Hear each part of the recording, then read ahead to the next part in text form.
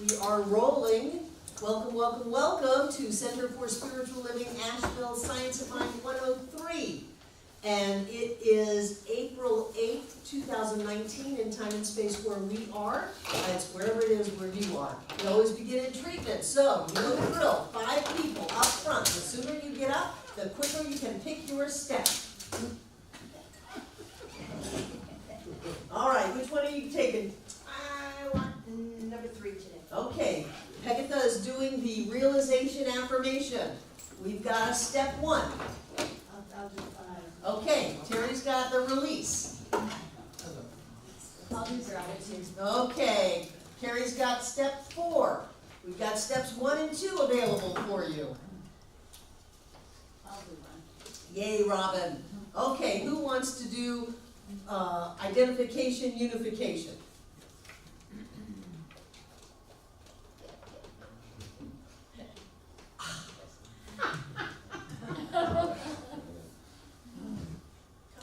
Really? Week 6. Really? Step 1 or 2? 2. You want to do step 2? I agree. Who wants to do step 2? Alice is going to do step 2. Okay. What do you want treatment for, class? Clarity. Yeah, really. Bravery. How about courage? Okay, we'll do clarity and courage. So, scooch up a little bit. Are they in the frame? Okay. Okay. And when you finish your step, either touch the person next to you or make sure they know that you're done so they can go. And in all of the steps, we're going to include clarity and courage somehow, because the whole treatment is about clarity and courage. And the treatment, Pekatha, is for the class. Okay? Everybody take a deep breath. Okay,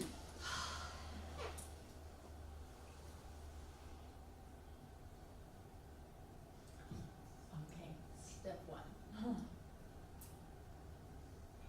God is all that exists. There isn't anything else but God. God knows all, and so all is completely clear to God. There is nothing in the way. It is obvious. It is clear. God has no enemies. Nothing is against God. There is nothing, no evil. All there is God. So God is courage. God is bravery. God has no doubts. God is completely confident.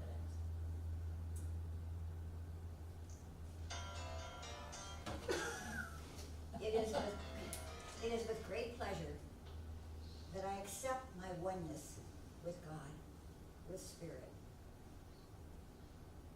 And because I know that I am so connected with my Spirit, I know that I have complete clarity in anything I do, everything I do. And I also have the courage to know that everything is clear, everything is real, everything is love, everything is God, Spirit, universal, anything. And I am so happy and so pleased that I can know and feel this connection so much every day in my life. And I know for this class, this marvelous group of people, that we all have clarity of who we are and what we're here to do. And that in this clarity, we know that we are God and that everything we do is lined up in perfect order as we have the courage to accept that, to move into that, to embrace being one with all that is. For that is who we are. And we celebrate this and we enjoy it and we look for it and we seek it. And joy and freedom and love and laughter are the results of our clarity and our courage of moving forward, standing in our power, and claiming it for ourselves. And with a heart full of gratitude for the courage, the clarity that we all possess together here and now as spirit and form. With the courage and clarity that has been spoken of previously, I now release it all to universal law, knowing that it is acted upon with serenity and peace. And so it is. And so it is. Yay! You guys are good.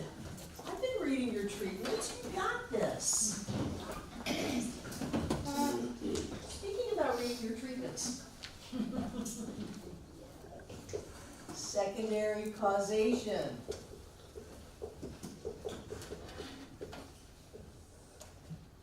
So when you're treating, you're figuring out what you're going to treat for. That's really like before the first step. That's at the very top of the page. My purpose for this treatment is. So somebody give me an example of what you're treating for.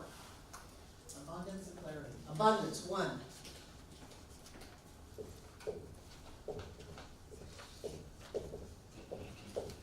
When you treat for abundance, you go right to, I now have abundance, more money than I know what to do with, prosperity, an abundance of time, an abundance of friends, an abundance of health, whatever it is, you go right to that. Secondary causation is when you say, when I, ... then I will have abundance. And that showed up in a number of the treatments over the last couple of weeks. So, when I accept my true worth, as I open to the prosperity of all life, any of those are qualifiers. You don't have to have that to have abundance. When you're treating for something, it's already where? When? Now. So you don't have to do anything for it to be here now. And so it's tempting because you get kind of flowery, then you start describing and it turns into a story, and that's not treatment. Treatment is actually, I am abundant now. So listen to yourself. If you use words like as, then, when, if, those kinds of words, if you've got a sentence that has a qualifier and then you affirm what you want, you're giving your power away to these things have to happen in just the right way for me to be able to accept those truths of my being that are already here and now.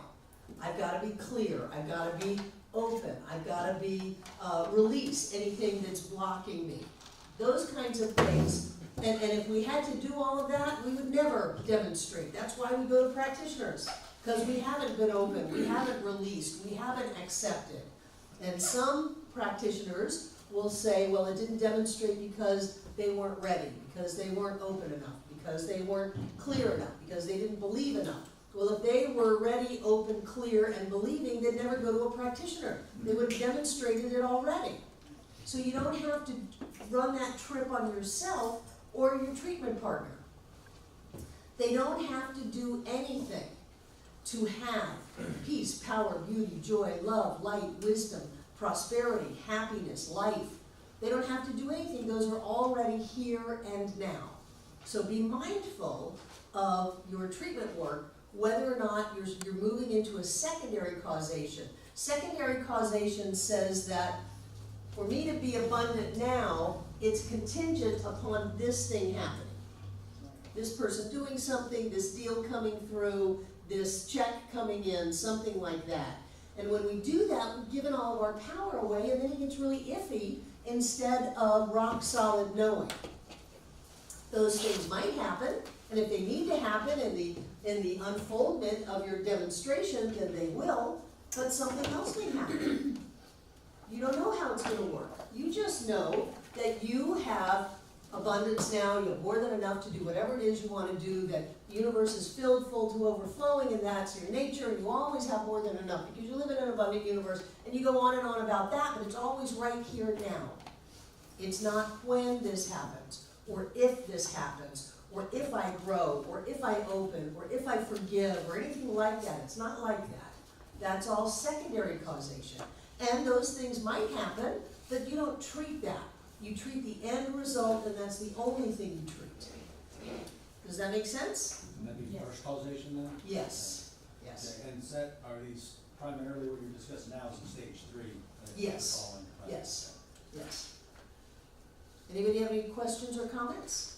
Would you like us to turn it around? No, turn it in during the break.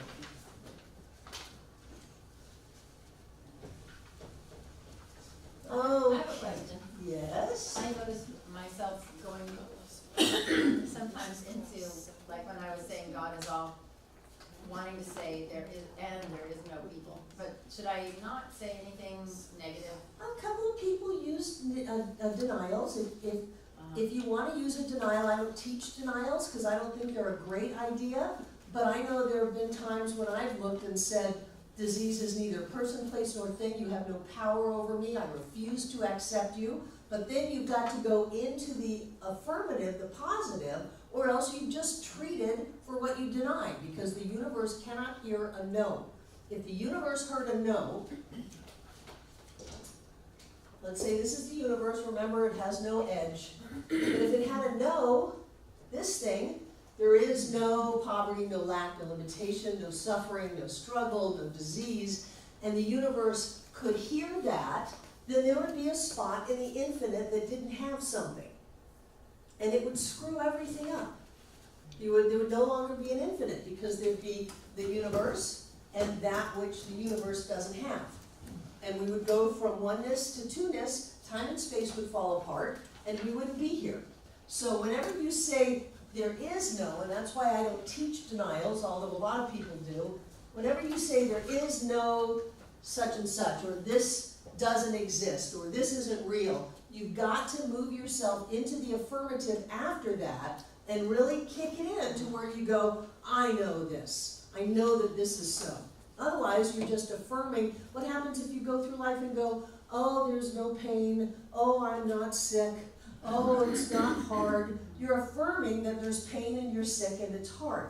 So you don't want to do that. And if you can do that, because you've been studying this for a long time, if you can do the denial and then flip it over into a really clear affirmation, go ahead.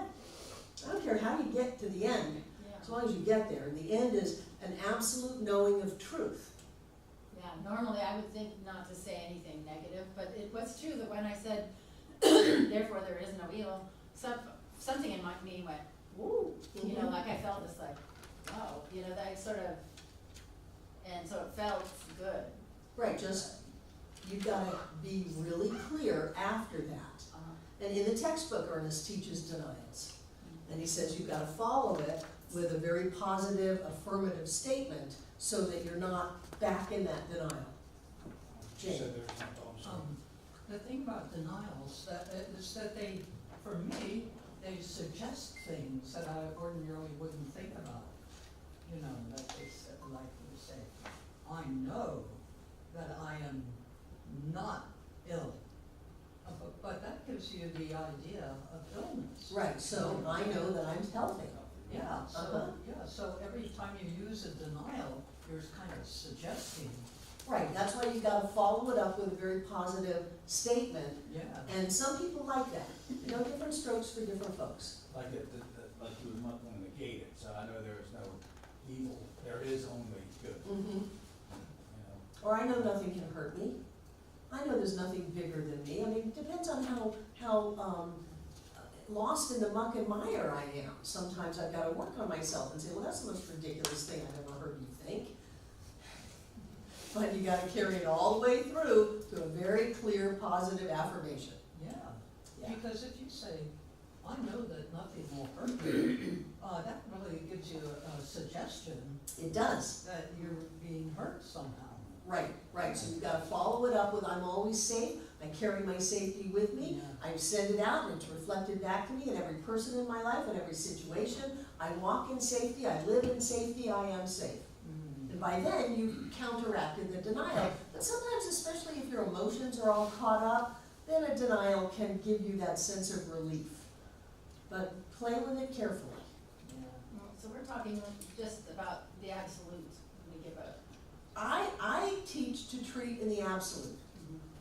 And I teach my practitioners not even, I know that Alice's perfect and right employer shows up and the contract closes and that she has more than enough. No, the purpose of all of that is that she has more than enough because prosperity is a verity, an eternal truth. We live in an infinite, how can it be anything but prosperous? So then I would just treat the prosperity. And however it showed up, could be Publishers Clearinghouse or the Lotto or, whatever. Sometimes the way that we think it's gotta work out is limiting the options of how it works out. So I like to go right to truth and then let the chips all fall in place where they will. So any other questions or comments before we get into, we got a wonderful class tonight on immortality. And then they threw in forgiveness and random acts of kindness, all of that. But I wanna focus on the immortality. So did you do the Gallup poll questionnaire? Yes. Where is it? It's on page 40. Oh, okay. Yeah. So what do you think about what happens when this physical body is laid down? Do you think that you're gone forever? No, not Go ahead. I believe we are infinite beings, that this body dies, but I go on. And what that means exactly, I don't really know, but I picture it kind of as God's imagination is full of everything, and I'm a spark in that imagination.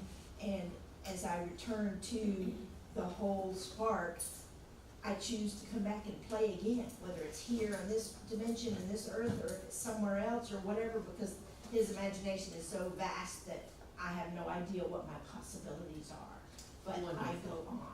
Wonderful. What else? Who else? What do you think? These are important questions. Jane and then Robin.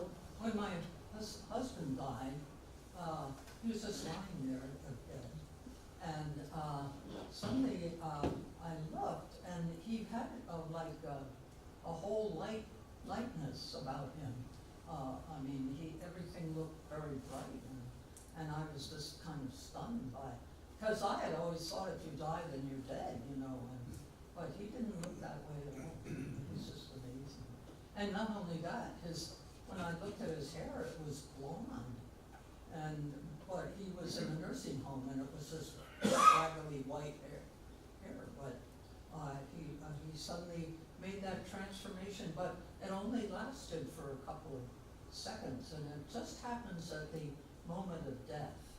And if you go to nursing homes, and they'll tell you that very odd things do happen at that time.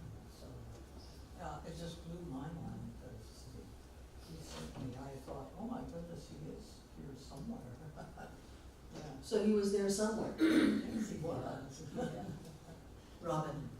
Well, I don't know for sure, of course, what happens, but I like the idea that we might have a little period of rest, after this experience, but that we kind of, I would think you kind of start right from where you left off, as far as what you figured out in this experience, that you kind of, that you just start right there.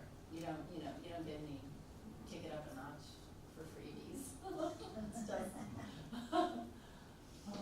you might, I like the idea that you kind of review too. I think a review is a good idea, because it's always good to be clear on, what you didn't like that you did, and what you'd like to do better, and all that.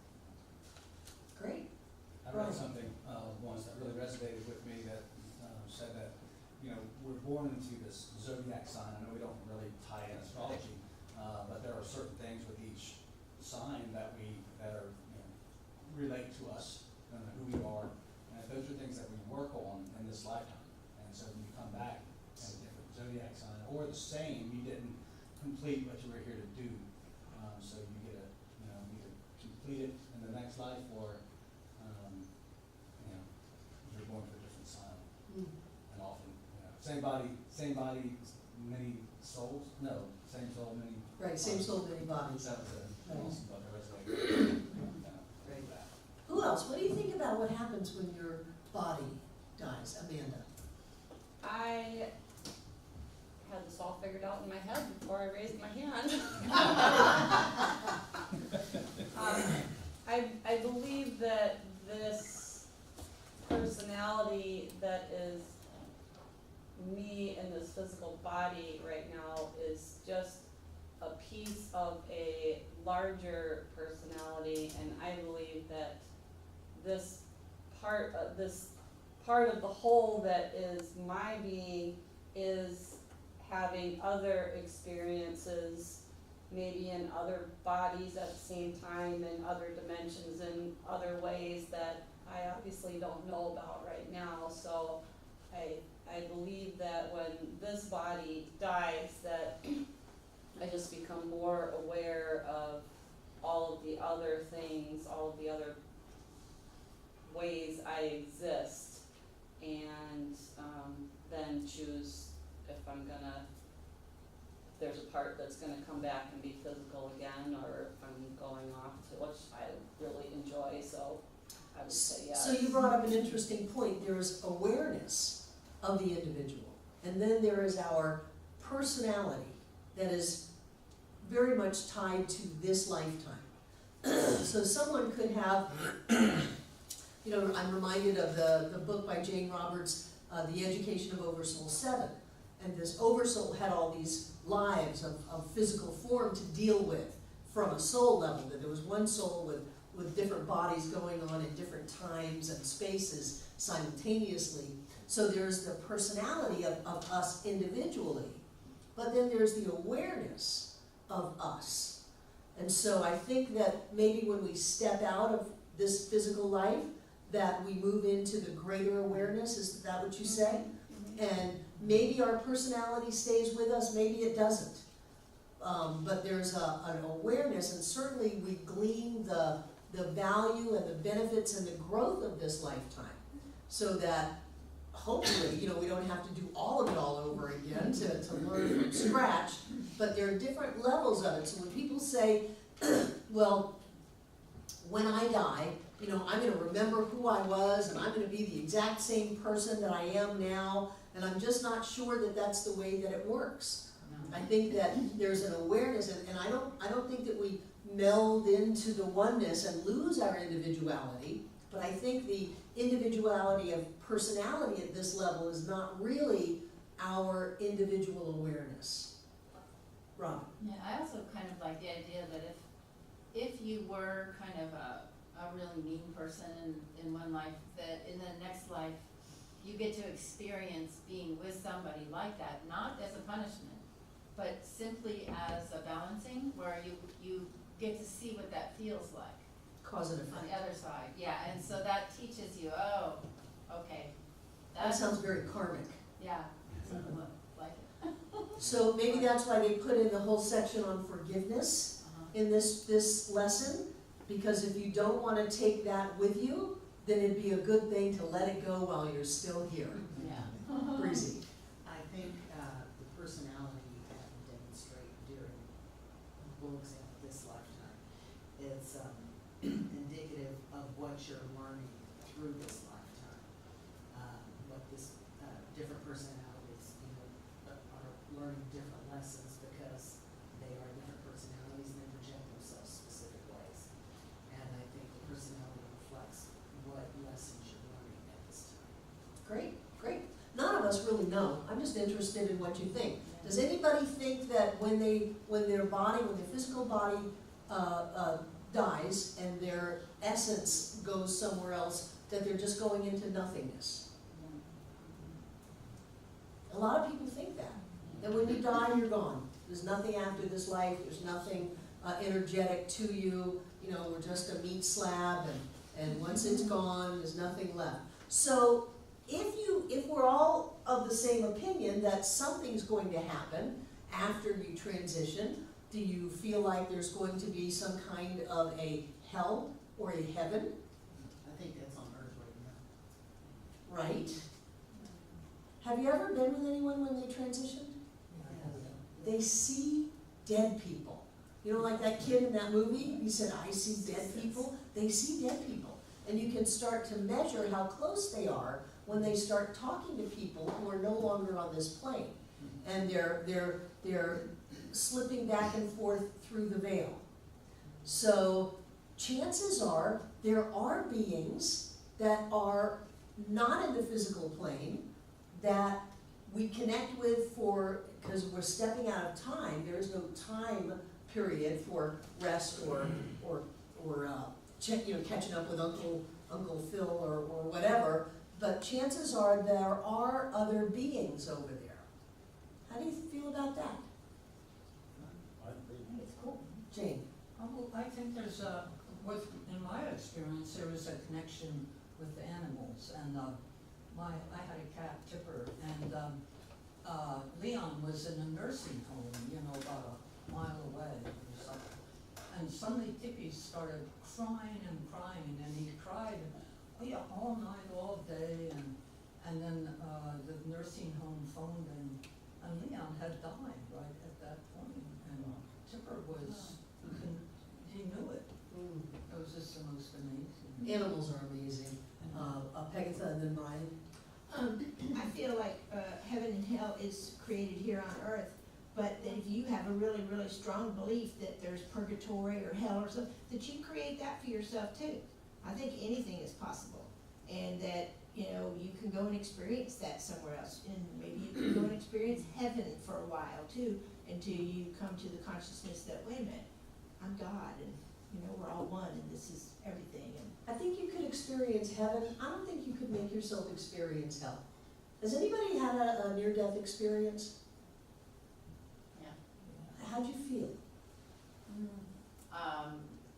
Blissful. It is blissful. So it's hard, even if you have a strong belief in hell on this personality level, that once you let go of that and you move into that bliss, I think it'd be hard to keep hell. But I think you could see Jesus and Mary and heaven and all of that for some period of time, because there is no time there. right. Brian?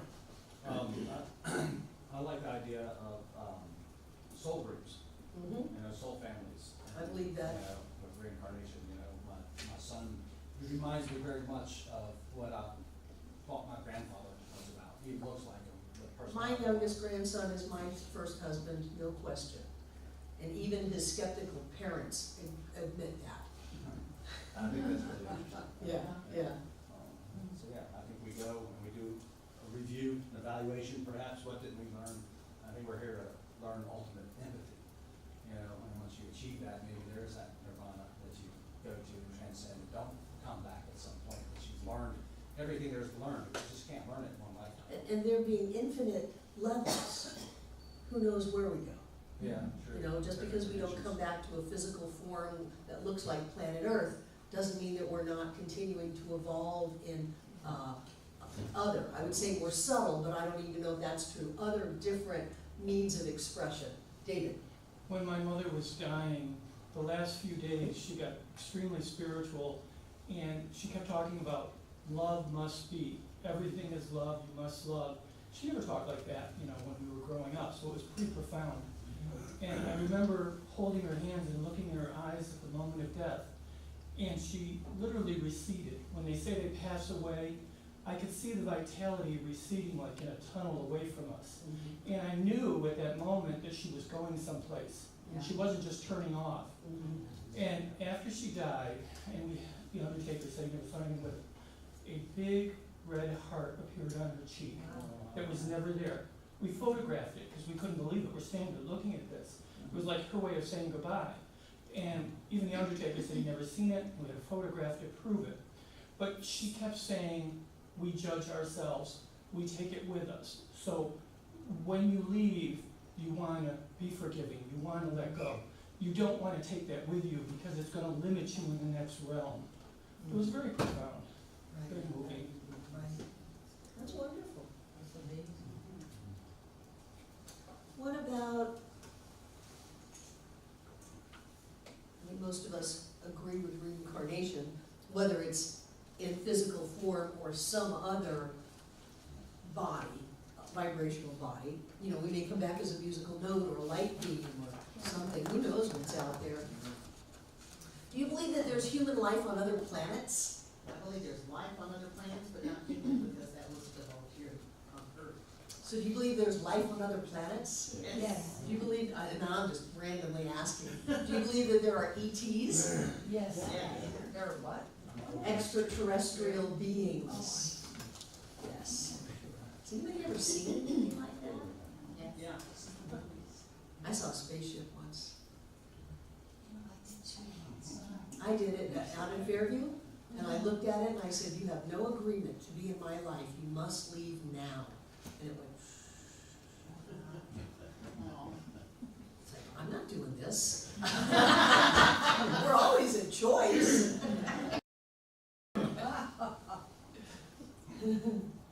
Do you believe it's possible to have contact with the dead? Yep, we're all just energies. It's possible. Has anyone ever been visited by someone who passed? Has seen someone who passed? Rick and I have all over these buildings. Just a sense. A sense. Uh-huh. That someone who had passed, my mother to be exact, was there for whatever reason, I have no idea, but just, it was just a sense, a feeling. I never saw anything. That's all right, you've seen it with your gut. Right. Yeah, David. I was very close to my aunt, and I was helping her when she was very sick and taking care of her affairs and stuff. And I knew she was particularly close to one cousin of mine who didn't show up and didn't do anything, and she left most of the estate to her. And that didn't bother me, the money part. What bothered me was she wasn't there, my aunt had no children, and she didn't come. So I was very angry at that moment in time, and this cousin was my godmother. So that was like a double slap. You're supposed to be showing me the way, and I'm here, you know. So in other words, I was very pissed off. And I had trouble dealing with it.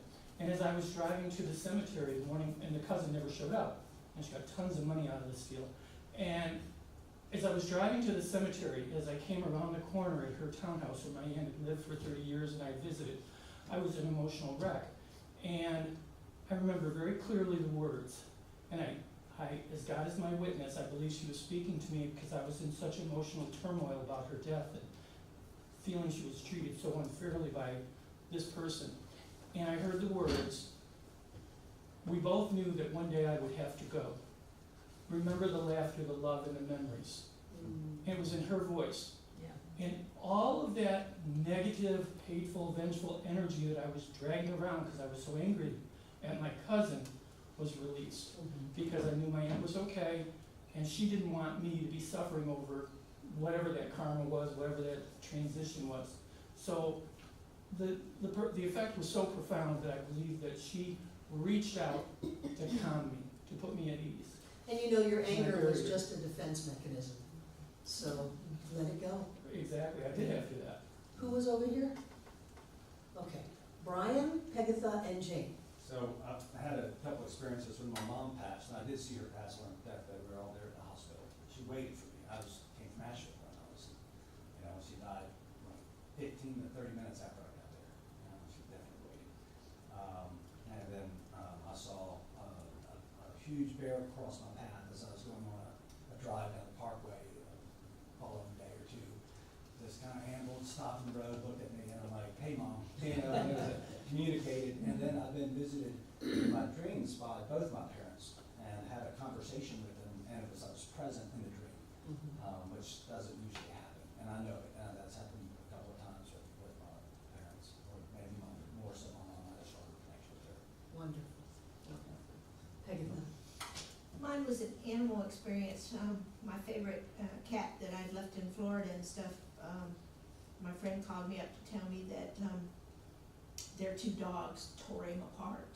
And I was like totally devastated and in tears, but as I was crying and thinking about it and picturing it and being horrified, he walked across my vision and said, I'm okay, Right, don't worry about me.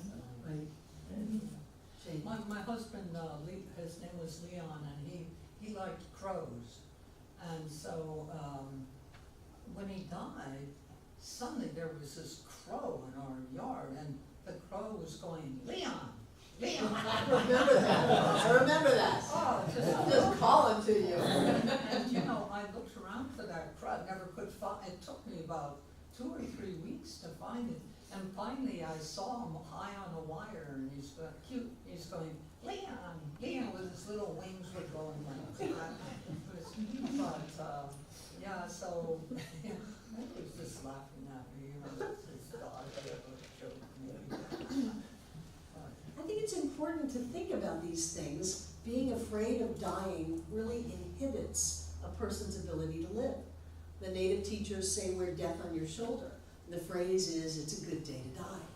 That means you have all of your affairs in order, you're clean and clear, you've done all of your forgiveness work, your relations are you're in right relations, and you can leave and not leave any messes. So it's a good day to die. And you wear death on your shoulder so that it doesn't scare you. At any moment, any of us could pass. And to look at that and think, oh, I'm afraid to die, I'm afraid I'm gonna burn in hell, or I'm afraid that I'm gonna come back in some kind of karmic caste system, you know, that up until recently India was based on, that if you were a bad person, you came back as an untouchable and you had to really suffer all of your life. So to look at that and go, no, we are eternal beings. We are made from an eternal energy. There is no way that whatever spirit is, it can be limited. So it must be eternal, because if there was a time limit on it, it would be a limitation. And there would not be an infinite, absolute expression of spirit. So us being that, we must be eternal. And how does that look? I don't know. Ernest did not believe in reincarnation, but his logic was flawed, because he said the only reason he didn't believe in reincarnation is that no one would ever get him in a diaper again. So that didn't make any sense. And whether we're energetically living on a different plane, or whether we come back to this plane, I have been places and seen things that I knew I had been at before. And there have been people who've come in the center, and I've said, well, you've been here before, I know you. No, never been here, but I know you. And so I do think that maybe we do travel in those soul circles. When Andrea Bishop first came, her first day here, she came through the line, and I hugged her and I said, what'd you do with the little girl? And she started sobbing. And I said, you were just holding a little girl, a little blonde-haired little girl, what'd you do with her? And she just fell apart. And it took another 10 years before she gave birth to that child. And she had been trying to get pregnant for years and years and years. And the first time I looked at her, I saw her. And she ended up getting 2 of them. One little girl, one little boy. That's what fertility treatments will do. So I think that we have this ability to see people who haven't shown up yet, people who have left, dimensions that are not hard and fast. I think we have that ability, and I think it's a good thing for us, so that when that time comes, we're not afraid to step over, because we're not stepping into nothingness, we're stepping into somethingness. And having gone through a near-death experience, boy, I didn't want to come back. It was wonderful. People were screaming at me, yelling at me, and I thought, why are these people so upset? It's so wonderful, as I just moved farther and farther away, and then I slammed into my body and woke up. And thought, well, I could have done without this. I'm fine. So for me, that's very comforting to know that there are other dimensions that we can't see, that life is eternal, and in some kind of form and some kind of awareness, we will continue to live forever. And other than that, how does that work? I don't know. Brian? I've had several conversations with atheists that just believe that, no, when we're done, we're done. Or people that thought we were going to hell. It's like, well, look, ultimately, I mean, we all have our beliefs. I have visions, I have certain things that give me my beliefs, but say we don't really know, right? We actually have a choice as to what to believe in. Why would you believe in something? I'm choosing to believe in something that is positive and, Mhm. you know, and loving. And, you Right, know, why would you live your life in fear? Right.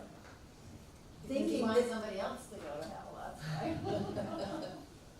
So I think it's a good idea to explore these things. Is there anything else that came up for you from all of these? Anything else you want to talk about before we move on from immortality? That list of things that, what do you think happens, or that you do after death, Right, I thought that was Question 9. interesting. mm-hmm, And, but it was like people ministering to the spiritual need of others, and I'm like, we're not gonna be people. We're gonna be all that is, you know, we're gonna be more. And so, and who do we need to minister to there?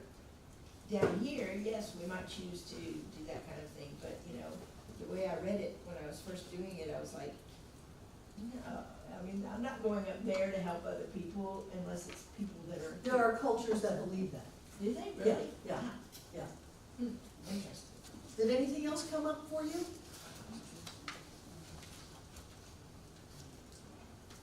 I think it's interesting how, I think it's the Mormons believe that when you overcome a character defect in this life, it actually goes back to your ancestors and clears them.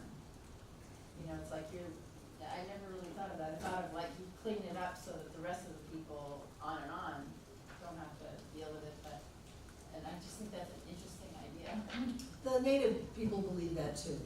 There's a song, I Dreamed of Rain, and they say something, and the father's debts are paid, in terms of the healing of the son, probably just gender specific, only for example, the healing of the son pays the father's debt. And that's the opposite of the 7 generations from here forward. It also goes backwards. You know, breaking the cycle of abuse. That movie with Octavia Spencer, The Shack, is that what it was called? Talks about the son having the healing and the father is healed. You know, so even if we are totally screwed up in this life, there's hope for everyone, and that leads us into this idea of forgiveness. Because the personality of the individual is not necessarily the awareness of the soul. That someone can be experiencing a lifetime for whatever reason, where they are cruel and awful, but the presence of the divine is still there.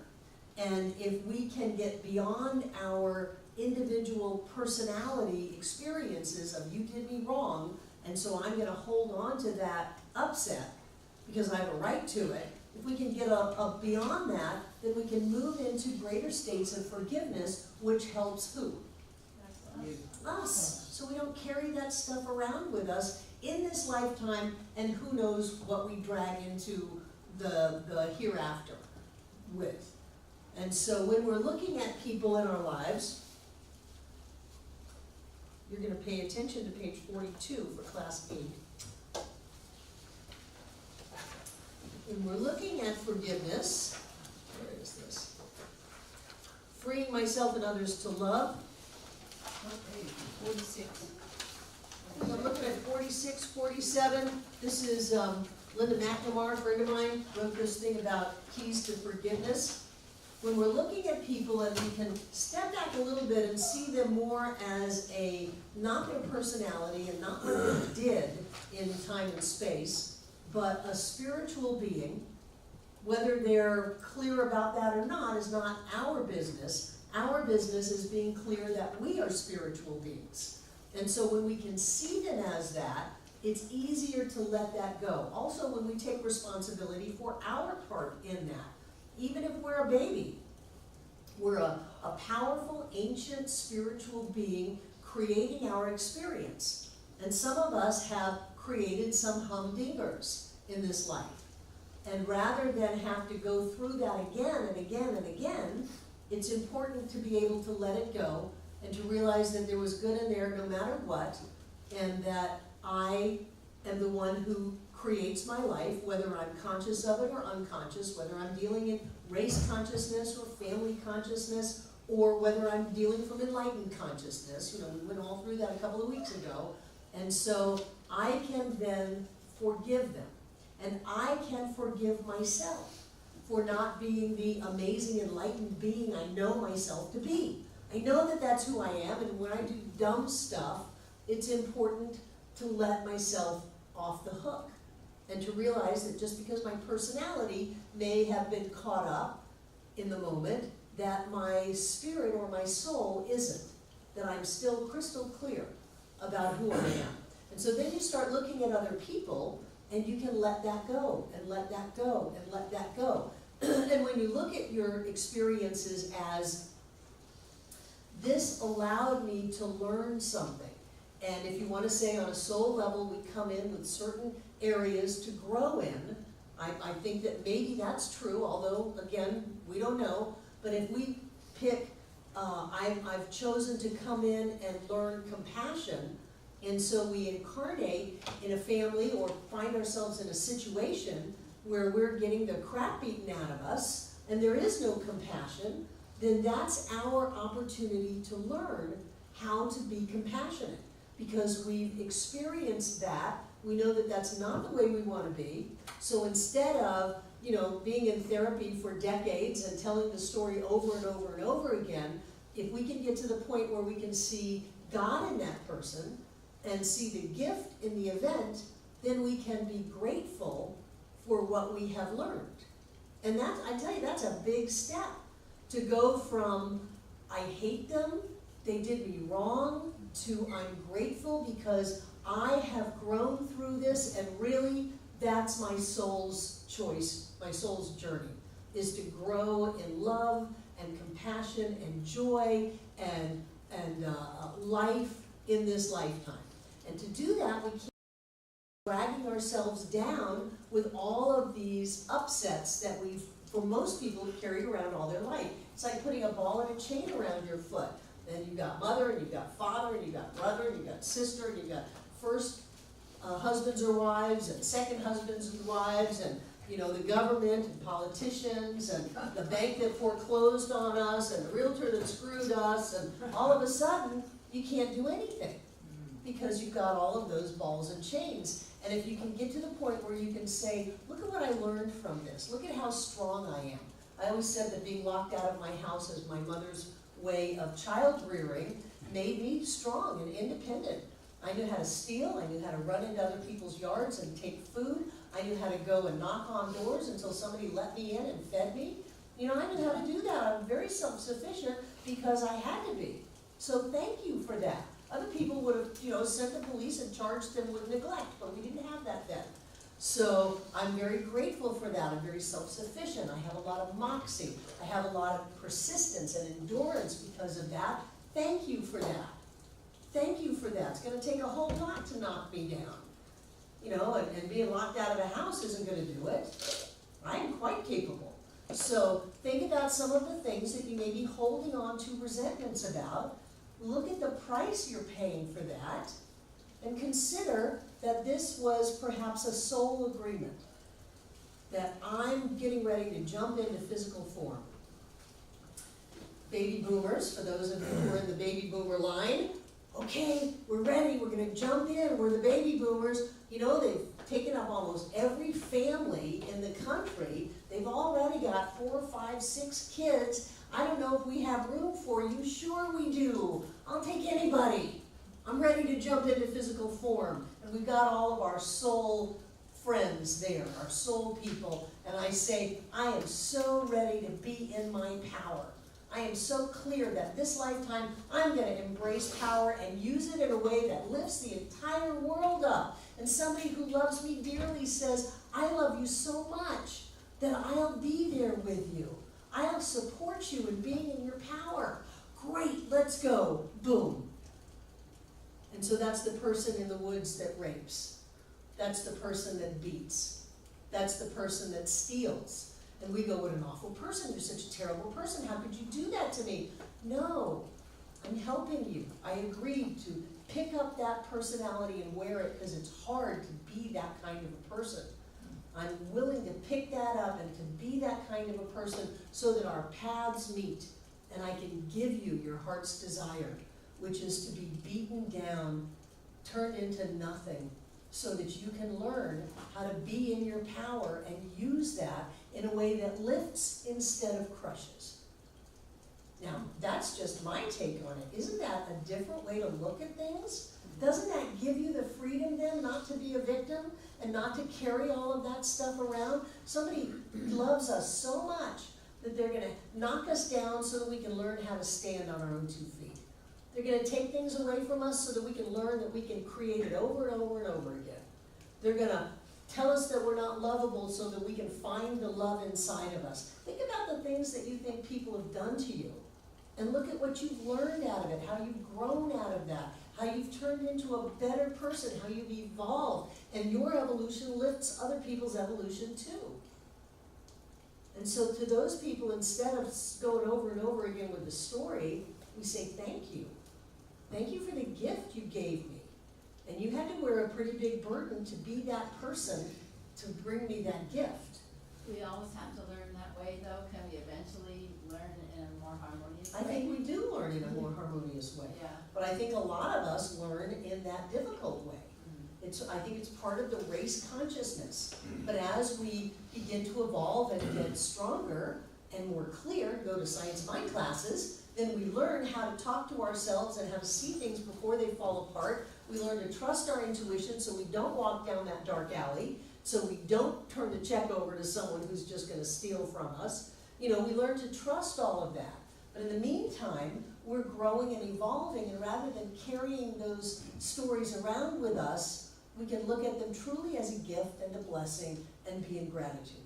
Right? Yeah, so on what Robin was asking, similar, when you come back lifetime after lifetime, there's a theory that, you know, we do experience, we've all been that person in another lifetime, or we've been that crippled person in another lifetime.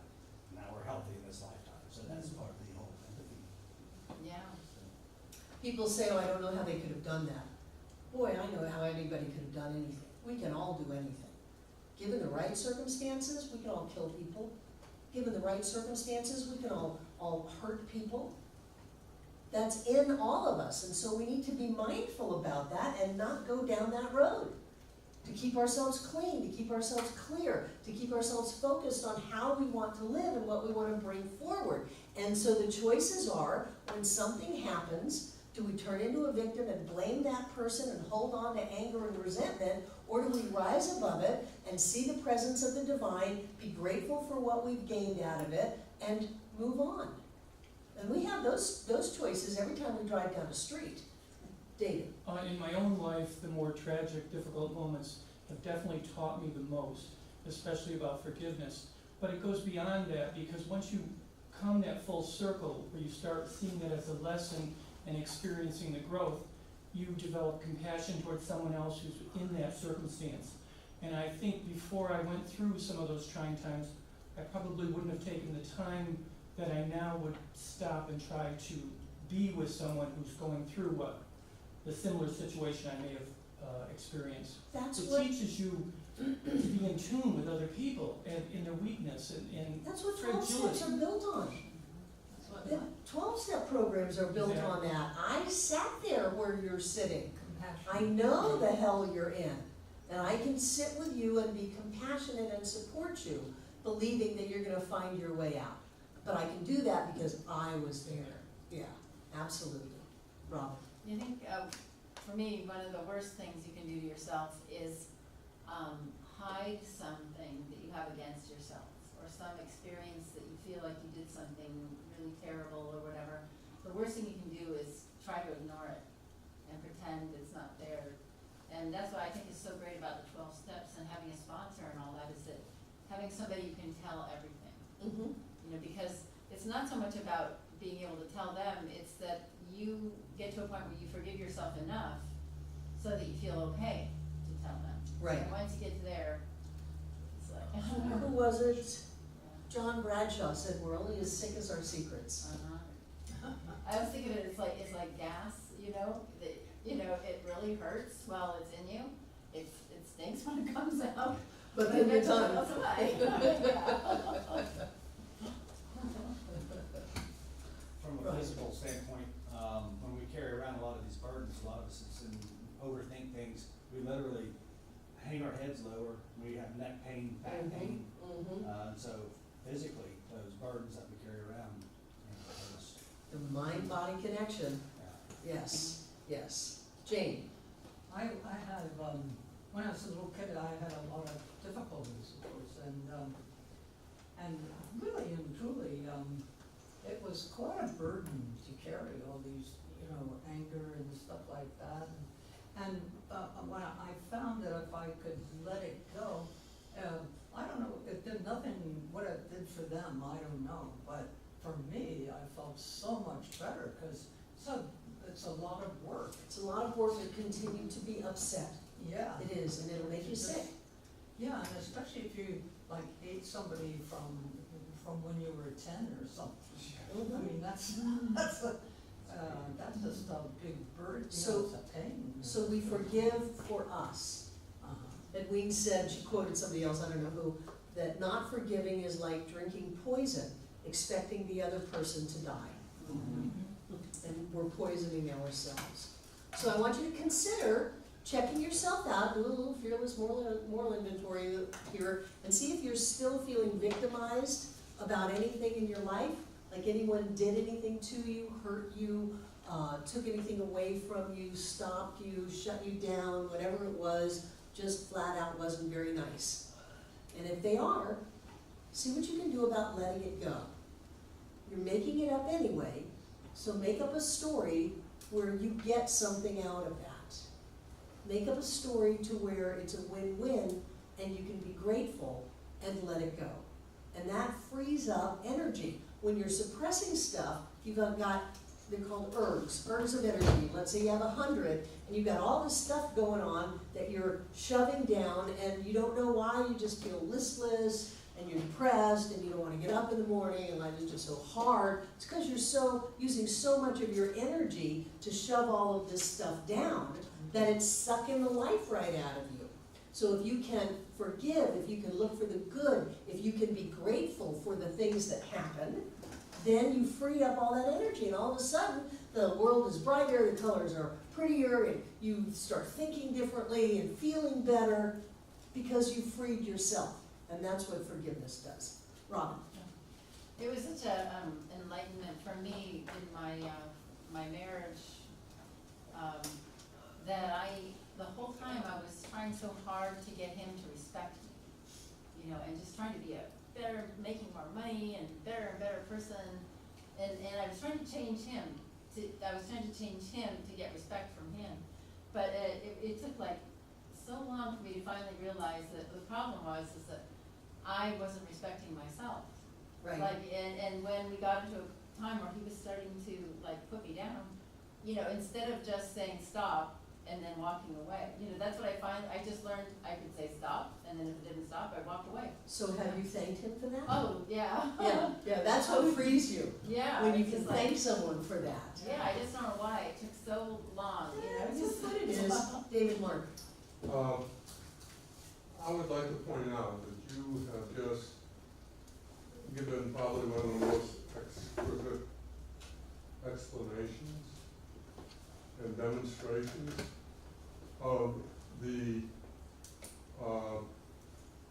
real sense of denial and affirmation. Denial isn't, or is most often thought of as that, well, I don't believe in this or that. But what you're talking about is dealing with the denials of life. And how to deny and affirm life. Thank you. And that's really, when I read Ernest and some of the others, he's talking about that. He's not talking about the trivial little stuff that is normally referred to in discussions of denial and affirmation. Right, right. embracing all of the goodness in life. Yes. Yeah. He really did have his head up there, up high. David? As you were speaking a moment ago, I recalled a very powerful quote of Booker T. Washington, who was, of course, during slavery in America. And the quote was this, he said, "I will allow no man to so belittle my soul as to cause me to hate him." Mm-hmm. I always thought that was so powerful coming Right. from a person under those circumstances. So I'm going to bring your attention back to page 42. You have a special assignment for class 8. We're not going to do a whole class on this stuff, but think about it. It's good stuff. What do you believe about God or your relationship to God? What is your function within the universe? How do you see yourself connected with others? What is there in life that you find beautiful? How do you share that beauty with others? You're going to come up with your spiritual philosophy. You can write it, you don't have to write it. We're just going to do some sharing. If you really don't want to share, I'm not going to make you share, but it's a good process. What is my spiritual philosophy of life? Why am I here? Who am I? These are good questions. So that we're going to look at that in a couple of weeks. Okay? Good, we have an even number of people. We're going to take a break. There's beans and cornbread, and get your treatment partner and do treatment work, and we'll come back. So next week is something else. Yes, you get 2 weeks notice. So we're back. How are your treatments going? Excellent. I see a growth in your written treatments. So I'm imagining that your spoken treatments are getting even better than that, because it's more difficult to write a treatment out than it is to speak it for most people. So you're more comfortable. Are you getting what you asked for from your treatment partner? Yes. Are they treating for what you're asking for? Yes. Good, good. And what kind of treatment demonstrations are we having? The point of them is to demonstrate, to show up in physical form. Terry? My daughter called. Yeah. And how many years was it? How many years? It wasn't years, it was probably 5 or 6 months. 5 or 6 months. And her daughter called. Yeah. She had been very, very angry, and it just kind of exploded for both of us. And it was just so nice to hear her call. What do you mean exploded? Is that a bad thing or a good thing? No, that's bad. A bad thing. Okay, so 5 or 6 months ago, there was a big explosion. Right. And you had your treatment partner treating for what? Well, for communication. Communication, wonderful, and she called you. And she asked for forgiveness. Oh, that's so wonderful. That's wonderful. Yeah, that's good, good, good. Who else has treatment demonstrations? I have Carrie? no, I was having issues at work with my boss, and they're actually all worked out now. Yay, and what did Amanda treat for? Appreciation. Appreciation. Boy, isn't it wonderful that someone can treat us and somebody else changes?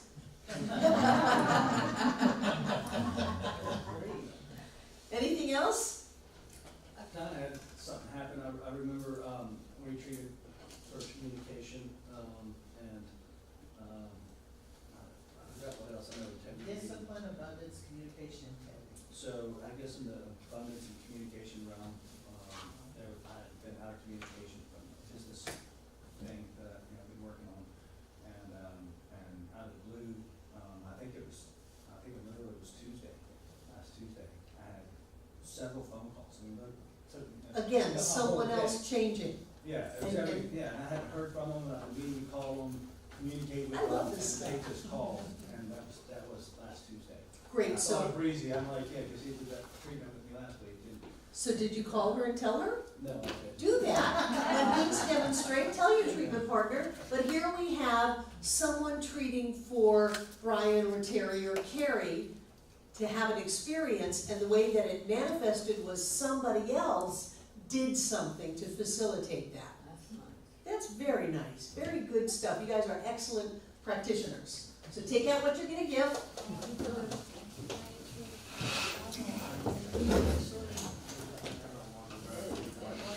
Or do the donation station, or PayPal, or however you do it.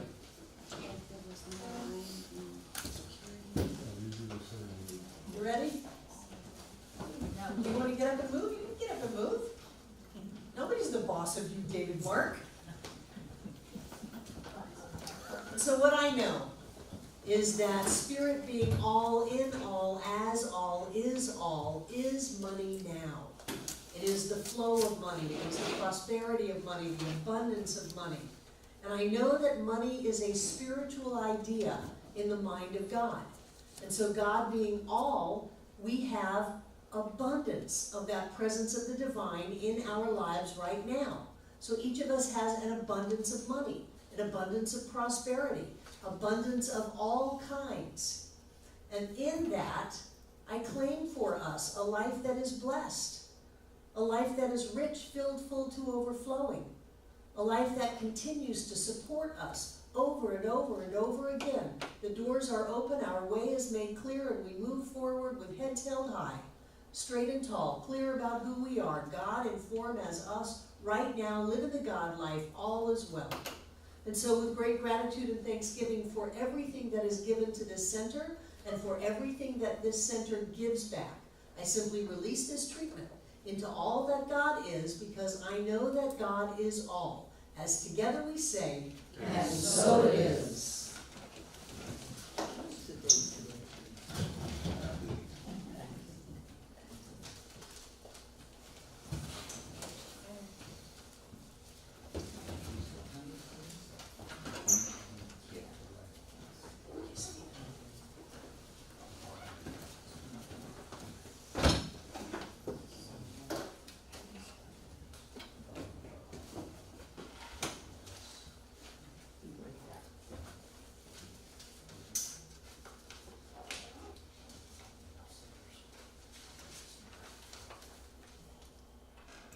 Can you send our treatments when we write them?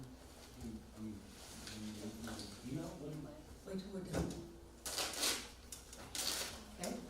Okay, Thank you.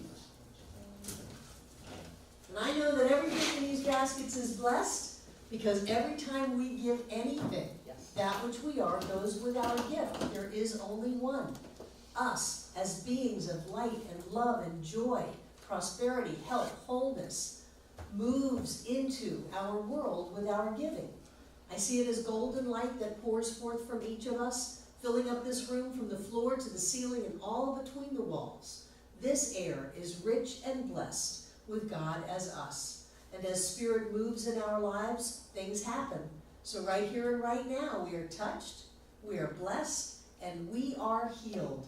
That energy is so rich and full that it's got to leave these walls and surround this planet and shoot out into the heavens, always blessing, touching, and healing every being that it finds. That energy is always here and always now, touching every one of us here tonight, everyone who's ever been here, and everyone yet to come. And so it is. So you do not have treatments to write this coming week. But I prefer you actually have a paper copy to give to me rather than email it. Okay. I get about 100 emails a day, Wow. so I would hate to just delete you. I love you, have a wonderful week.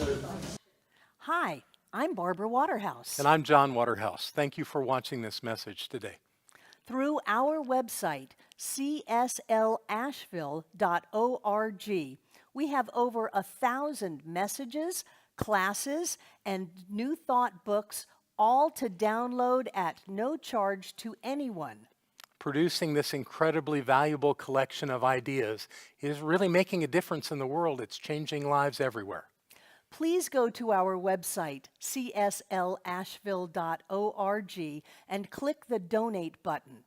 You can support this life-changing ministry, and when you do, we'll send you a note of thanks and also put you on our daily prayers. By doing this, you're helping to raise the consciousness of people across the entire globe. We're changing lives together, those lives that are being more prosperous, more healthy, and more joyous. Thank you for being a part of this important work and supporting what we do here at CSL Asheville. Thank you.